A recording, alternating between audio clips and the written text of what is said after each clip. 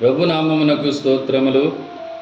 క్రీస్తునందు ప్రియమైన దేవుని బిడలారా, మరొకసారి మనమంతా ఈ రీతిగా కలుసుకోవడానికి ప్రభు మనకు సహాయం చేశారు.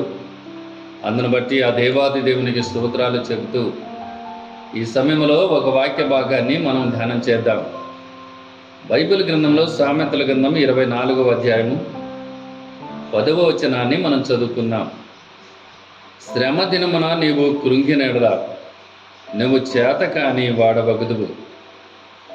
దేవుని బిడ్డలారా, మన జీవితంలో ఎన్నో శ్రమలు మనకు ఎదురవుతూ ఉంటాయి. మనం ఎప్పటికీ కృంగిపోకూడదు. ఆ శ్రమలను మనము జయించాలి.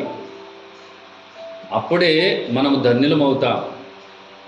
శ్రమ వచ్చింది కదా అని కృంగిపోయినట్లయితే చేతకాని వాళ్ళ మగుదుము అని బైబిల్ గ్రంథము చెబుతుంది.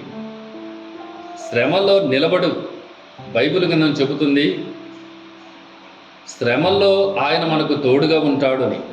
అలాంటప్పుడు ఎందుకు కృంగిపోవాలి? సోదరులారా, మీ జీవితంలో ఏదైనా శ్రమల చేత మీరు కృంగిపోతున్నట్లయితే మీకు ఒక మంచి వాగ్దానం. కృంగిపోవద్దు, ధైర్యంగా నిలబడు. కృంగిపోయినట్లయితే చేతకాని పడబోతావని బైబిల్ చెప్తుంది. కనుక శ్రమలో దేవుడు నీకు తోడై ఉన్నాడని, శ్రమపడు వారికైనా సహాయం చేసే దేవుడని, అలాగే శ్రమను కూడా తప్పించుకునే మార్గం కూడా ఆయన మనకు తెలియజేస్తాడని నిరీక్షణ కలిగి ధైర్యంగా ఉండుము. అటు కృప దేవుడు మనకు సహాయం చేయనుగాక. ఆమేన్.